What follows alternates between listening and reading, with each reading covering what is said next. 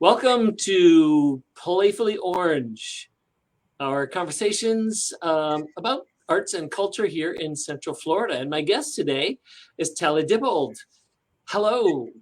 Hi, nice to see you. Now, are you new to our community? I am brand new. I've only been here for 1 week. Well, welcome. And you are coming to be the executive director of the Holocaust Center, leading it into its planned expansion into the Museum for Hope and Humanity. Yes. So what was your thought before you got here? Like Orlando, what is Orlando and why would you want to come here? Great question. So I was not planning on relocating. I was living in Charlotte, North Carolina, working at a center there, the Stan Greenspon Holocaust and Social Justice Education Center. And when I heard about the opening here in Orlando from a group of my colleagues, the mission and the opportunity to open something really remarkable in such an incredible tourist hub was just really spoke to me. And so, of course, I have visited here with my family to attend the parks, which I know are just a little portion of what's offered here in Orlando. But I've enjoyed every time I've been here. And the opportunity to be involved in such meaningful work really spoke to me. So I started down the process, and I'm absolutely thrilled to be here. So did you grow up in South Carolina? I did not. I actually am originally from Jerusalem, Israel. That's where I was born. I was raised all in different cities in America. So I lived in Chicago, in Philadelphia, lived in Arizona, and ended up in North Carolina. But I tend to feel that wherever I am, I turn into home and make home. And now Orlando, 1 week in, is already feeling like a wonderful new home. Have you had a chance to of course you haven't, to explore any of the other arts and culture in our area? I have not yet, really just 1 week in, and I've been immersing myself in the work here. I'm really looking forward to spending time. I've heard I've heard a lot about the art scene here and the culture scene, and I can't wait to dig in. So I'm really looking forward to listening to your show and hearing about more places I should visit. Well, as you have lived in different places around the United States, what have been some of the highlights for arts and culture that you have seen elsewhere? So I was raised in Hyde Park, a suburb of Chicago, and my entire childhood, I practically grew up at the Museum of Science and Industry that's located right there on Lakeshore Drive. So museums have always had an incredible impact on me. Some of my best memories are spending time at museums around the world. Recently, I've been traveling the world and visiting Holocaust museums in different cities, as that's my area of passion. All four of my grandparents were Holocaust survivors. And so every opportunity to be in a different city, I immediately want to know what was the involvement in World War II, what did the Jewish community undergo, what did other communities undergo. So recently visited Budapest, Hungary, and spent time there learning about the community, and Vienna, Austria.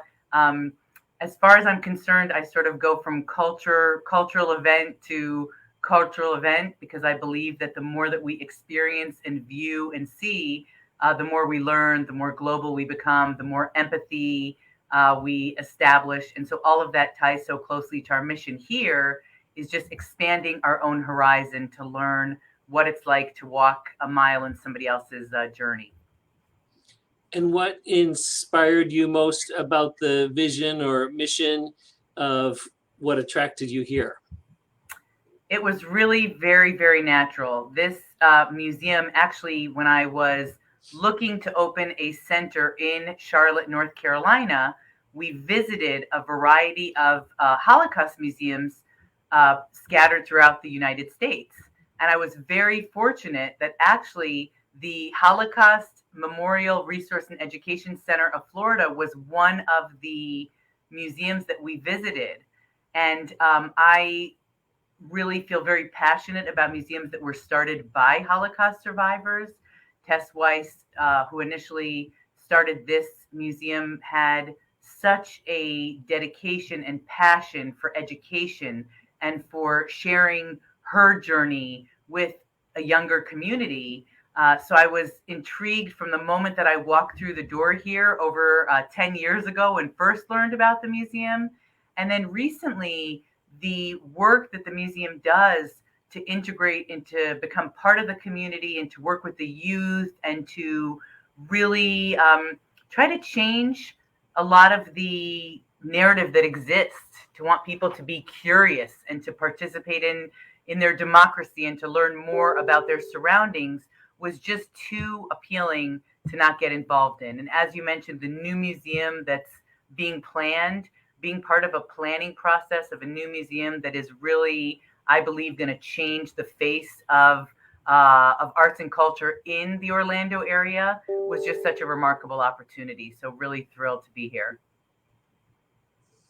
And as you've seen some of the plans for what's being planned, what do you think are some of the highlights of what this new museum will have? I think one of the largest highlights is the use of technology. One of the comments is as we get further and further away from the events of the Holocaust, it gets more challenging to engage younger audience in the lessons of the Holocaust. With our unique partnership with the USC Shoah Foundation and our desire to be rooted in technology and in storytelling, I think that we're really going to inspire a local, a national, and international audience to come and interact with us. As studies have shown, the best way to connect with a younger audience is through technology and through storytelling. And we have this unique opportunity to combine storytelling, Holocaust survivors' experiences with state-of-the-art technology. We really feel that through the exhibits and programs, we're going to use the lessons of the Holocaust as a tool to really teach about the principles of good citizenship to a very diverse international audience.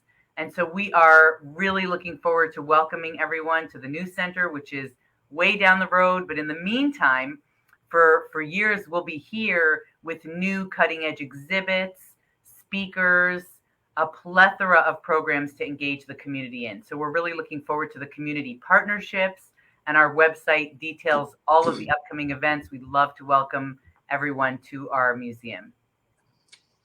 I imagine there must be some tension or kind of inherent conflict between, we've got this big vision of where we're going, and we're going somewhere right now as well.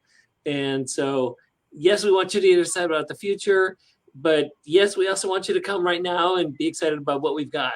I don't know, is that a tension that you're dealing with?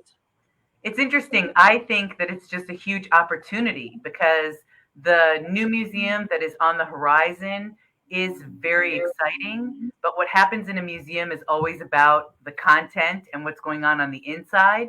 And I can tell you from being here for 1 week, the programming, the exhibits, the reach that we currently have is wonderful. And so when we say looking forward to the future is now. So we have so many ways to interact with us right now, and moving forward, it's only going to be more robust and more remarkable and more technology based.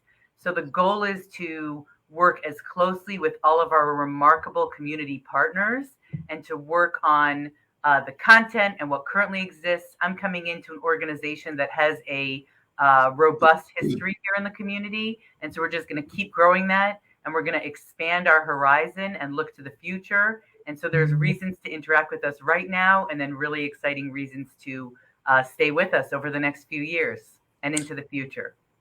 Well, you've only had a week, but what is one thing you're hoping to find in Central Florida? The art scene, which I already hear is remarkable. I'm looking forward to visiting galleries. I'm looking forward to the remarkable culinary experiences. I'm looking forward to visiting other museums. I'm just eager to jump in and become part of a community. That's one of the really important aspects for me. So I've only been here a week, but I have a long list of remarkable events and programs and museums and exhibits to visit. So I'm going to be learning from you on all the different areas that I need to explore. Great. Well, we welcome you to Central Florida, and we love the energy that you're bringing, and look forward to all the great things that you and your organization will accomplish. So thank you. Thank you so much, Terry. We look forward to future opportunities to sharing the exciting events that we have ahead.